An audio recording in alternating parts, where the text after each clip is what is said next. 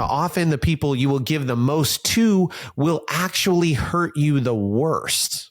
You have to find ways to have positive outlets where you can disconnect from the stressors and the emotions of running your gym and investing in the kids, and you can invest in yourself. If you think that this is all going to be rainbows and sunshine, you're wrong. Life's hard. And actually, that's what makes it so worth doing.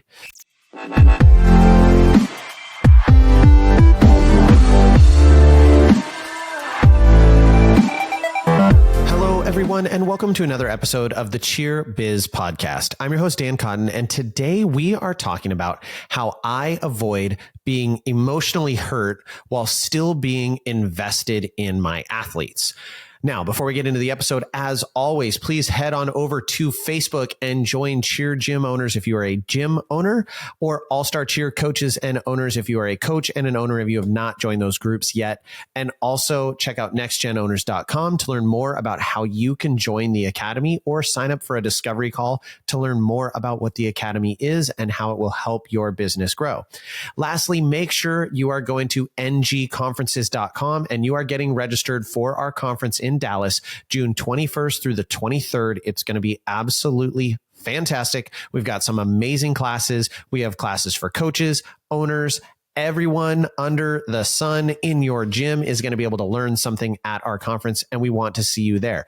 We only have about 80 tickets left, so don't miss out. Those are going to go really, really fast. Now, getting into the episode.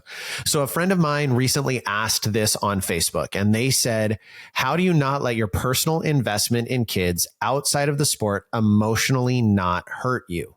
Based on the amount of comments that she had and likes and other things, I felt that this was a post that everyone could benefit from hearing, or a conversation everyone could benefit from hearing about. I wanted to dive into it. And I think this is such an important subject for all coaches and owners, and even parents that are listening to this that might be in a position where they're trying to figure out how to make adjustments to where their kid is cheering without personally hurting an owner. So you're going to get a little bit of all sides of it, but I'm mostly going to be speaking from the owner and coach perspective. If you are a parent listening to this, I'm going to take 2 seconds and I'm going to say, number one, the grass isn't always greener on the other side. As everyone is looking at like where to switch things to and whatnot, do your research, take everything with skepticism. Okay. When people say we do X, Y, and Z, be skeptical about it. Actually see the proof in the pudding. It takes a long time to get good at being a good gym owner. Doesn't necessarily take a long time to be competitively successful teams, but to run a good gym, you're constantly growing, constantly evolving. And so just be skeptical of what you're being sold. And I'm not saying that anyone is lying to you, but it's okay to verify the information that you're hearing. And generally speaking, anyone promising you anything really, really big, like I promise you you're going to be on this level, or I promise you we're going to have this exact level team and we're going to do all these things. Be careful of people promising things that they can't actually truly deliver, because you don't always know what teams you're going to have. I've been running my business for 12 years now, and I'm not even super confident in saying 100% we're going to have this team, this team, this team, and this team. I can look at who's registered and I can say, okay, I'm pretty sure we're going to have these levels. I'm not sure exactly junior, senior, youth, where they're going to end up. But that's because of registration, and I see who's signed up for the season, so I can kind of ballpark some things. When you don't have that information, it's really, really hard to announce having a team that doesn't even exist yet. Now, let's get into how you avoid being emotionally hurt while still being fully invested in your athletes. And I am going to tell you a dirty little secret. I am very sensitive. I may not come across that way, but I actually have a tendency to take things very personally and be very easily hurt by things that people say or do. Now, I may have a very stoic appearance about it, and you may not know that you hurt me, but there are things that parents have said to me over the years, some that probably don't even remember the thing that they said, that I still carry with me in the back of my mind. And so I am actually a very sensitive person. I can identify with how this gym owner is feeling, because like them, I invest in my kids. And the first point is, there is no world that I know of where you do not invest in the kids as a coach.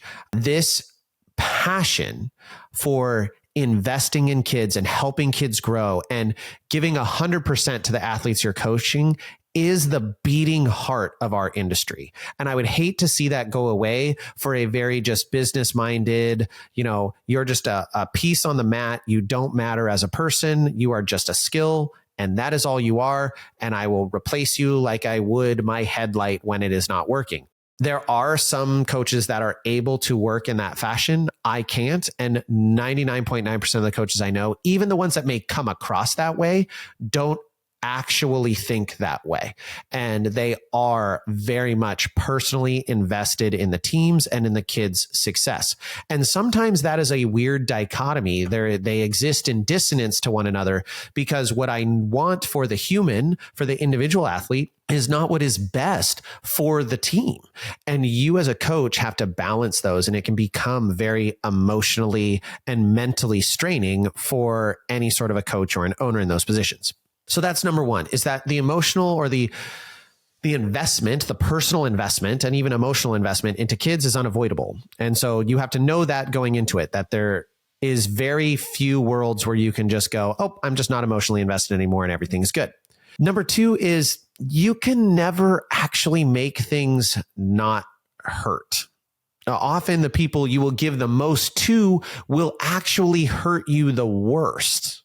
Now, why is that? Why is it that the people that we help the most, that, are the people who are behind on their bill, and we let them go months and months and months with a balance and say, yeah, don't worry, I trust you, you'll pay it off, and do private lessons with their kiddo for free, or let them take a class for free, or go pick a kid up when their parents forgot them at school and bring them to the gym. Like those kids that you give your heart and soul to, and you go that extra mile because they need it. Why is it that those people are so often the ones that hurt you the worst? Well, there's two reasons. Number one is when you invest that deeply, you expose yourself to a greater risk of hurt.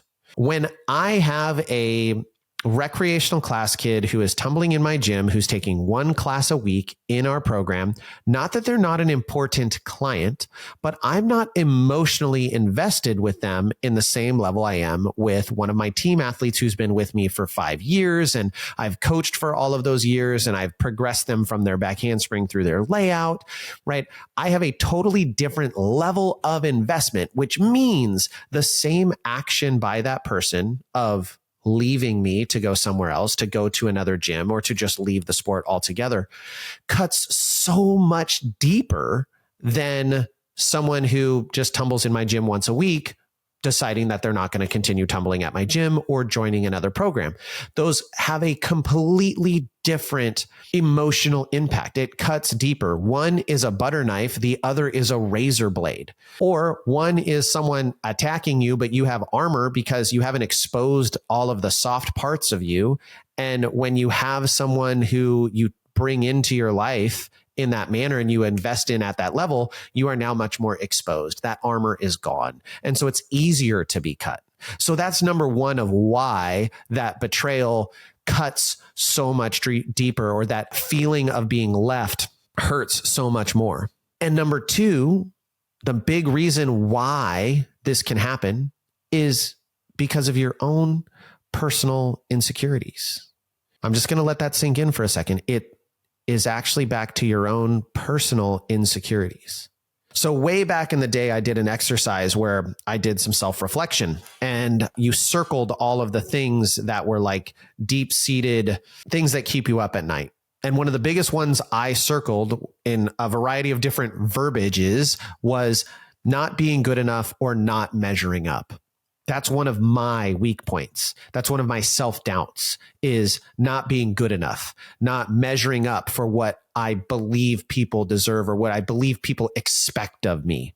And I think a lot of us in the cheer industry, because we came up in sports and we had coaches that we didn't want to let down, and because we're performance-based people who want to live up to the expectations for our teammates, a lot of us have that fear of not measuring up or not being good enough or failing.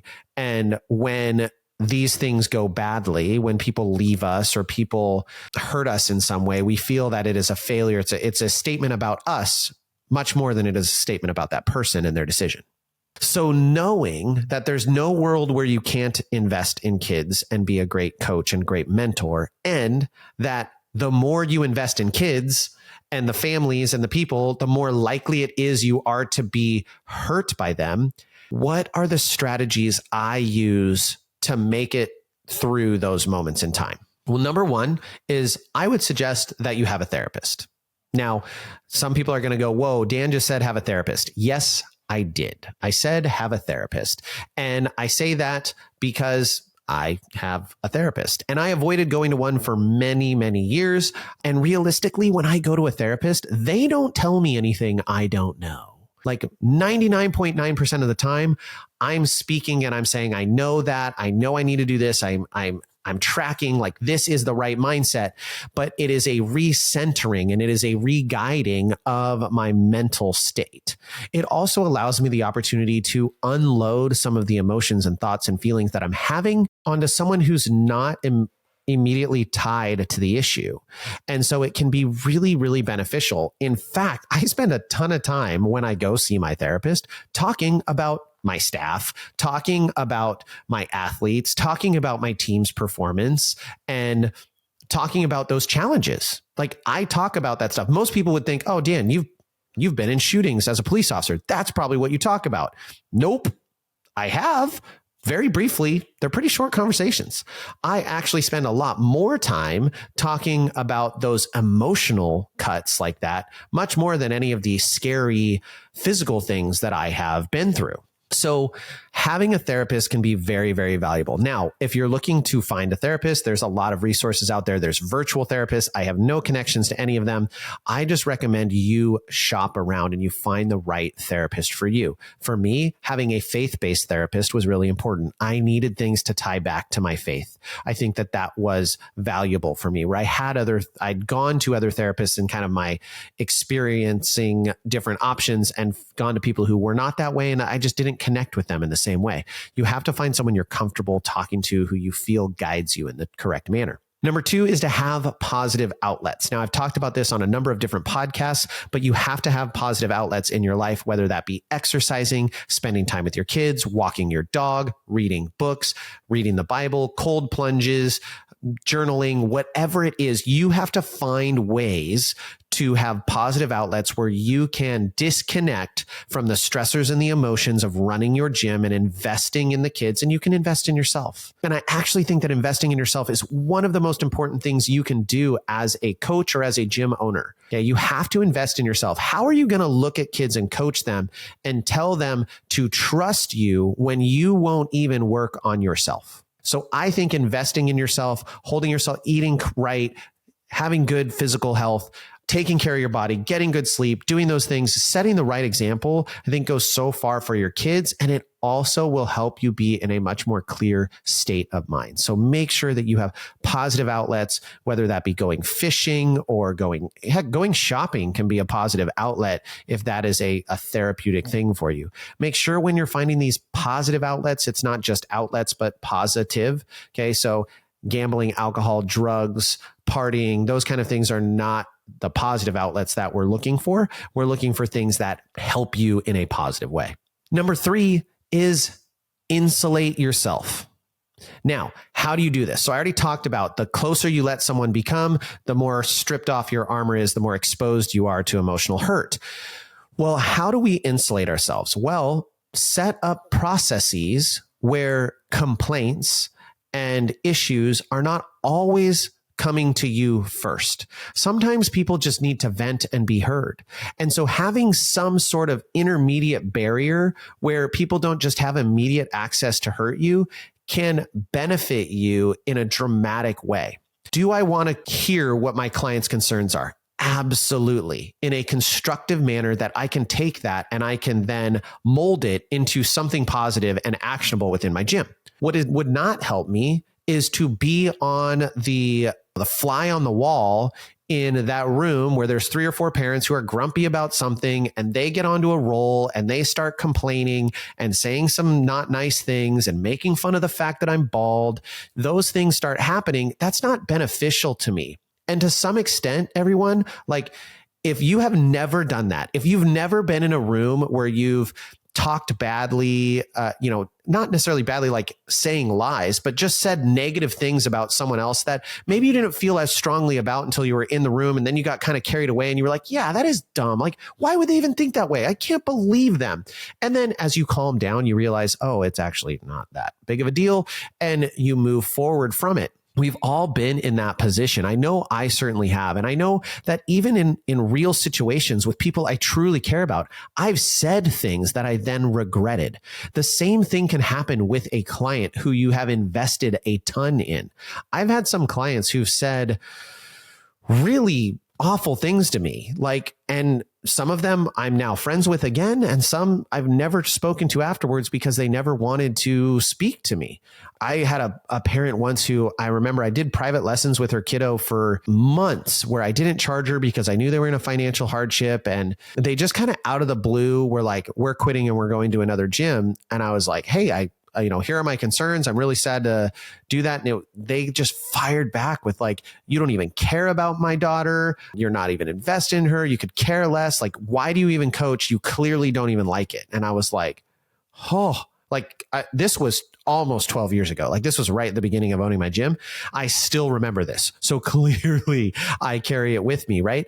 And these small little things, if she'd never said that to me and she just left, I would not have the same kind of cut and the same scar that has healed over. So insulating yourself, having ways where complaints go to an email that then maybe one of your staff members goes through your emails and they read the complaints and they give you the ones that actually need your attention. And maybe they even suss them out and they say, hey, these are their 3 concerns. What would be a good solution? And they take out all the like extra lines of negativity. Right? You can insulate yourself, utilizing your staff, utilizing people who are less emotionally charged in that situation.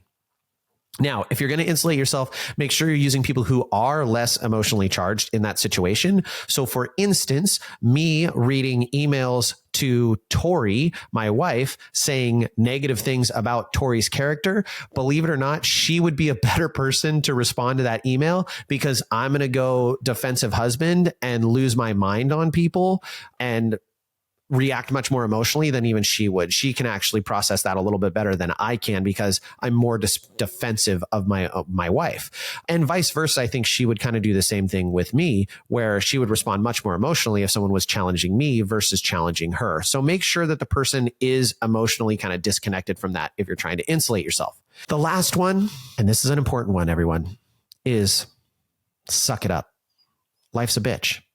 And I don't have a lot more to that other than if you think that this is all going to be rainbows and sunshine, you're wrong. Life's hard. And actually, that's what makes it so worth doing. Easy stuff is boring. I tell my athletes this all the time. Like sometimes we're going to have practices that suck. Why? Because it makes the great practices feel that much better. If every single day was awesome, it wouldn't feel that awesome. It would just be boring. If you wake up and have chocolate cake every single morning, eventually you're going to get pretty tired of chocolate cake, even though it can be delicious. Variety, challenge, hardship, it is what makes things worth doing in life. So sometimes you just have to suck it up, put that stuff away in a box, and leave it alone. Ultimately, owning a gym, coaching, and mentoring is not freaking easy. It's borderline masochistic. Because you are going to invest your heart and soul and energy far beyond any compensation into your teams and your athletes. You're going to watch videos. You're going to be thinking about them, your routine when you're going to sleep at night. Like I promise you, if you're a parent listening to this, your coaches and owners have lost more nights of sleep thinking about your athlete's success than you probably imagine. Like we focus on those things because a team's success ultimately rests on the coach. And so if the team fails, whose fault is it? It's the coach's fault. That's how most of us think. We're like, okay, where did I mess up? How did I make a mistake? Even if it wasn't the coach's mistake, even if it was just, well, gravity works. And when you don't grab a foot, people fall. Those things still impact the coach. And you go, okay, how could I have prepared them better? How could I have done more? And the same thing happens when an athlete is leaving a program or is quitting cheer altogether. We take that personally. It's how did I fail this kid? How was I not enough? How did I not measure up? Those are the questions that we ask ourselves. Knowing that they're the 4 steps that I recommended, I want you, as you leave this podcast, to find your strategies. If you want to survive this crazy sport, you have to have an actual plan of how you're going to deal with these things. And the reality is that hope isn't a plan. You absolutely will get kicked in the teeth at some point in time. Someone's going to hurt you emotionally in some way, shape, or form. There's just no way to do this and get out without getting burned. It's impossible. So you have to know that going into it, and then you have to build those layers of protection for yourself. And if you've been in the game for a long time, you know I'm speaking the truth, and you can still build in those layers to protect yourself. You have to be prepared for it. You have to steel your mind and your soul, and you have to build those strategies for how to cope with the hard emotional challenges you have. And at the end of the day, you suck it up, you pick yourself up, you dust your pants off, and you keep marching forward. I've said this on podcasts before. You only lose when you quit. You only die when you stop moving. So just don't quit. Keep moving forward, even if it's just one step at a time.